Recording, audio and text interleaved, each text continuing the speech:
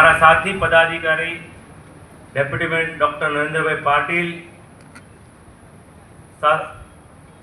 Standing કમિટીના chairman Rajanbhai Patel, શાસક પક્ષના નેતા શશીબેન, દંડક ધર્મેશભાઈ વાણિયાવાલા, ડ્રેનેજ કમિટીના ચેરમેન કેયુરભાઈ, ગાર્ડન સમિતિના ચેરમેન ગીતાબેન, સાંસ્કૃતિક સમિતિના ચેરમેન સોનલબેન, મારા કોર્પોરેટરશ્રીઓ અને તમામ આજે જે યોજનાનો લાભ લઈ રહ્યા છો તેવા ભાઈઓ તથા બહેનો, આ યોજના કેમ લાવવી પડી એની મારે 2 મિનિટ વાત કરવી છે. જ્યારે કોરોના કાળ ચાલી રહ્યો હતો ત્યારે અનેક નાના માણસો જે લારી ઉપર રોજ કમાઈને રોજ ખાતા હોય એ દર પ્રધાનમંત્રીને છે, કારણ કે પ્રધાનમંત્રી નાના ઘરમાંથી આવે છે. એક સમયે પોતે રેલવે સ્ટેશન પર ચા વેચતા હતા અને એ દર તેને ખબર હતી, પણ જ્યારે પીએમ સ્વનિધિ યોજના લાવવાનું નક્કી થયું ત્યારે ગેરંટેડ કોડ બનશે. આજે સગો ભાઈનો ભાઈ પણ આપણો ગેરંટેડ લોન લેવા જાય ત્યારે નથી બનતો. મારી વાત સાચી હોય તો આ પાડો. ત્યારે પ્રધાનમંત્રીએ કીધું કે હું આ જે નાના માણસો છે એનો દીકરો બનીને ગેરંટેડ તમામ બેંકમાં આદરણીય નરેન્દ્રભાઈ મોદી બને છે. અને એ ગેરંટેડ બનીને ત્યારે જે યોજના લાવ્યા ત્યારે 10, 20 અને 50,000ની લાવ્યા હતા ને આજે એને અપગ્રેડ કરી 15, 25 અને 50,000ની આ યોજના આવી છે. મને કહેતા આનંદ થાય છે, લગભગ 1.5-2 વર્ષ પહેલા જ્યારે આનો મેળો કર્યો હતો ત્યારે અમે 30,000 અને 129 કરોડ રૂપિયાનું લોકોને લોન કરાવી હતી. પણ આજે આજની વાત કરું તો આજે લગભગ 90,000 શેરી ફેરિયાઓનો આનો લાભ મહાનગરપાલિકા દ્વારા અપાવ્યો છે. એ ખૂબ મોટી સંખ્યામાં આનો લાભ અપાવ્યો છે. આજે દેશમાં સુરત છેલ્લા 2 વર્ષથી સ્વચ્છતામાં પહેલો નંબર આવે છે. એટલે જે સ્ટ્રીટ ફૂડ છે, આજે સુરત સ્ટ્રીટ ફૂડના નામે ઓળખાય છે. એટલે મહાનગરપાલિકામાં સ્ટ્રીટ ફૂડના ફેરિયાઓને તેને ફૂડ એન્ડ સેફટી એટલે તમને ટ્રેનિંગ આપવામાં આવશે કે તમે કઈ રીતે સ્વચ્છતા રાખો, કઈ રીતે સ્ટ્રીટ ફૂડ સારું બનાવો. આદરણીય પ્રધાનમંત્રી તેના દરેક ભાષણમાં કહે છે કે સુરતનું જમણ અને કાશીનું મરણ.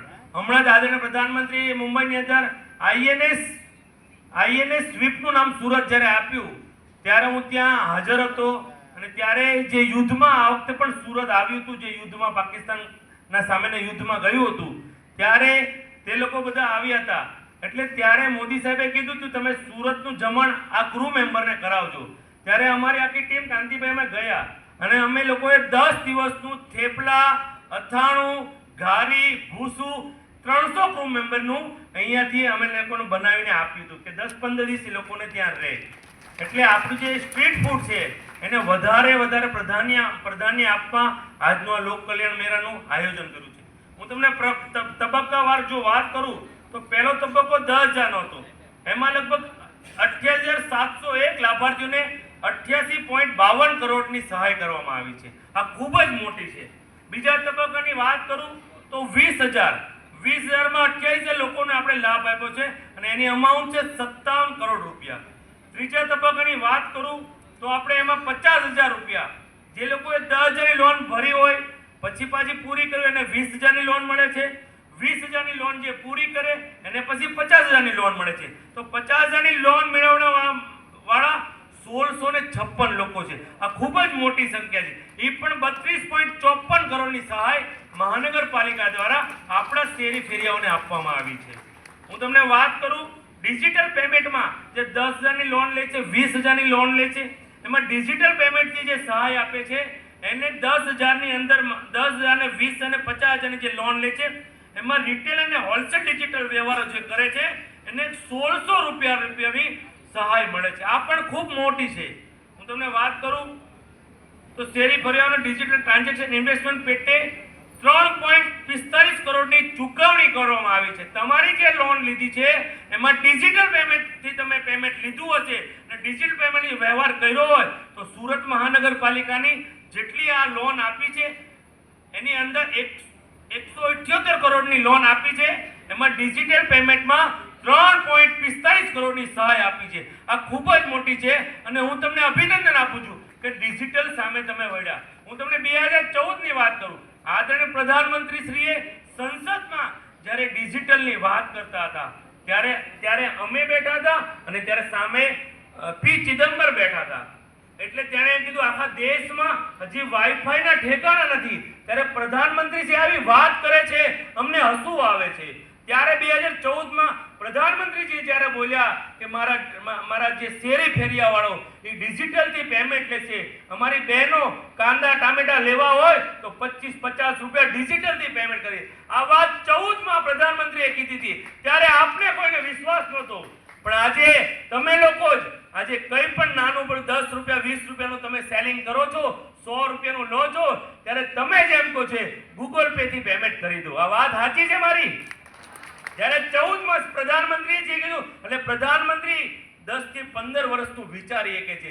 જ્યારે ઈ વિશ્વાસ આપને પણ નહોતો આવતો, જ્યારે પ્રધાનમંત્રી બોલ્યા કે મારા શેરી ફેરિયાવાળો ડિજિટેબલ થી પેમેન્ટ કરશે, 2014 માં બોલ્યા હતા. આજે 2025 છે, પણ આખો ભારત દેશ આજે ડિજિટલ ની પેમેન્ટ વાત કરું તો આખા વિશ્વનું 40% ડિજિટલ પેમેન્ટ ભારત કરી રહ્યો છે.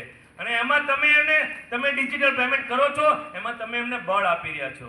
ડિજિટલ પેમેન્ટની વાત પી ચિદમ્બર ત્યારે મોદી સાહેબને બહુ બોલ્યા હતા, પણ મોદી સાહેબ ત્યારે મૌન રહ્યા હતા. પણ મોદી સાહેબે મૌન રહી અને કરી બતાવ્યું કે મારા ભારતનો નાનામાં નાનો માણસ જે બેંકમાં કોઈ ગયો નથી, એ વ્યક્તિ ડિજિટલ થી પેમેન્ટ કરતા કરી દીધા. આદરણીય પ્રધાનમંત્રીને આપના સૌ વતી હું ખૂબ અભિનંદન પાઠવું છું. અત્યારે ભારત વર્ષમાં આપણે જે સુરતમાં રહીએ છીએ, અત્યારે ભારત વર્ષમાં છેલ્લા 2 વર્ષની વાત કરું તો અમારા બધા કાર્યકરનો યુગ કાંતિભાઈ સુવર્ણ યુગ કહેવાય. કારણ કે આઝાદી પછી આપણા સુરતને 13 જેટલા એવોર્ડ મળ્યા છે.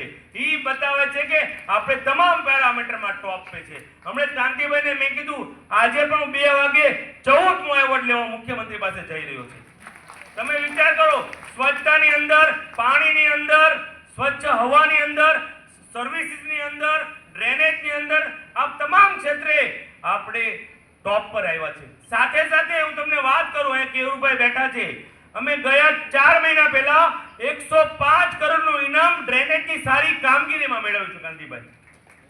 અને હમણે સ્વચ્છ વાયુ સર્વેક્ષણમાં ટોપ 3 સિટી આવ્યા, પણ ટોપ 3 સિટીને પારિતોષિક નથી મળ્યું. અમે 3જા નંબર પર આવ્યા, પણ ભારત સરકારે સુરતને જ ઇનિશિયેટિવ લીધું, 47 કરોડનું આપને ઇનામ આપવામાં આવ્યું.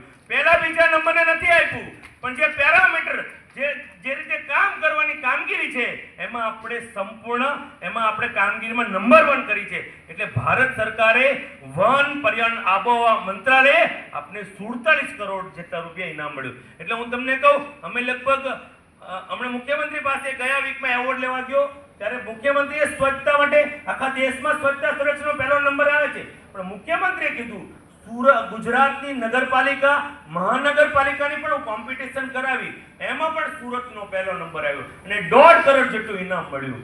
હું તમને વાત કરું, મુખ્યમંત્રીશ્રીએ અમે સુરત પહોંચ્યા પછી એક મેલ આવી ગયો કે તમે 5 સિટીને દત્તક લો.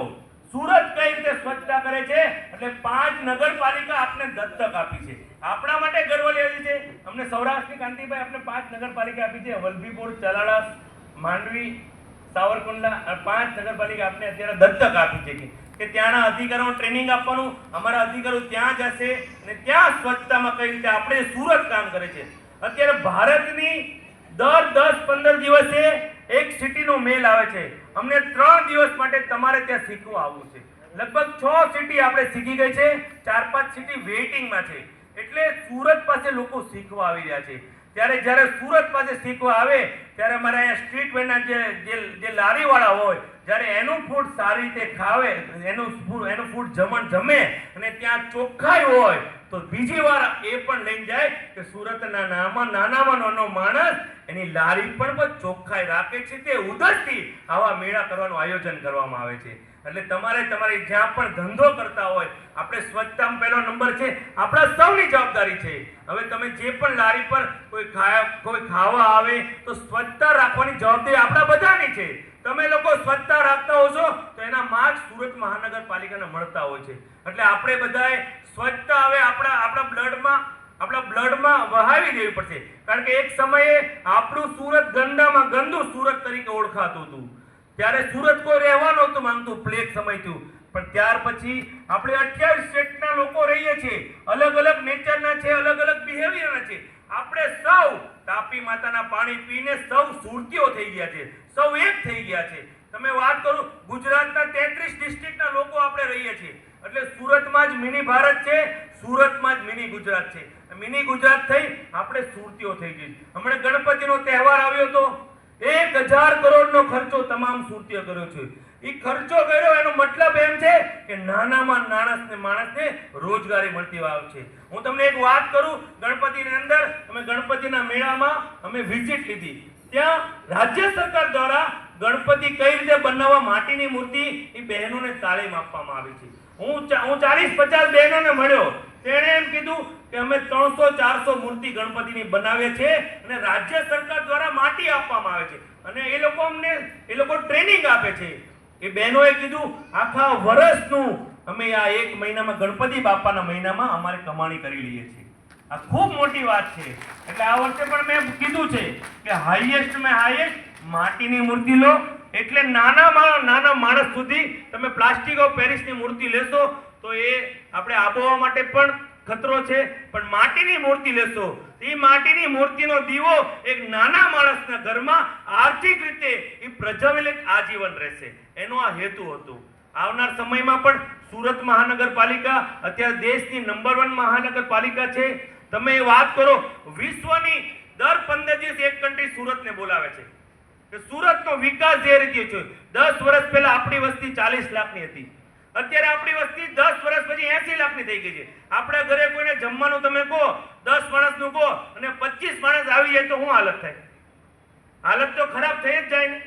તો એ વાત પણ સુરત મહાનગરપાલિકાએ આપણી વસ્તી વધી છતાં પણ ડ્રેનેજ અને પાણીમાં આપણે સર્વાઈવ થઈ ગયા. આપણે પાણી ઘટવા નથી દીધું. આદરણીય પ્રધાનમંત્રીશ્રીએ ગયા વર્ષે 250 મહાનગરપાલિકાનું પાણીનું સર્વેક્ષણ કર્યું. તમે જે ફૂડ બનાવો છો, પાણીની વાત કરું છું, એ પાણીનું સર્વેક્ષણ કઈ મહાનગરપાલિકા પોતાની પ્રજાને ઉત્તમ ક્વોલિટીનું જળ પીવડાવે છે. મને કહેતા આનંદ આવે છે. 250 મહાનગરપાલિકાની વાત કરું તો સુરત મહાનગરપાલિકાનો એમાં પહેલો નંબર આવ્યો છે.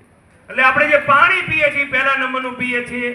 આપણી જે હવા છે 130 સિટીનું સર્વેક્ષણ થયું, એમાં ટોપ 3 માં આવીએ છીએ. ને આપણી સ્વચ્છતામાં તો છે, પણ તમે જે લારી ઉપર ધંધો કરો છો ત્યાં ચોખ્ખાઈ રાખજો. તમને અહીંયાથી ટ્રેનિંગ પણ આપશે અને જે